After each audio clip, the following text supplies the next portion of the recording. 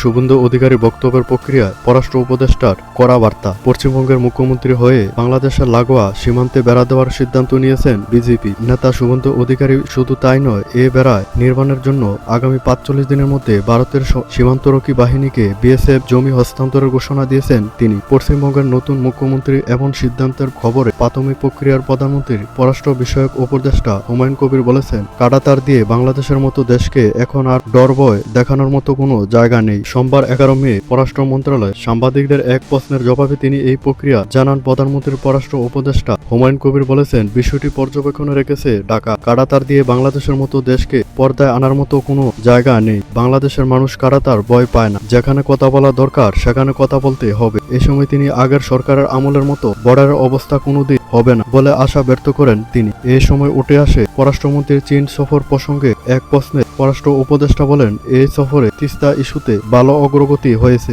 China state bank অর্থায়ন করবে বলেও জানান তিনি। সময় নির্ধারণ না হলেও প্রধানমন্ত্রী তারেক রহমানের চীন সফরের বিষয়টি নিশ্চিত করেছেন তিনি।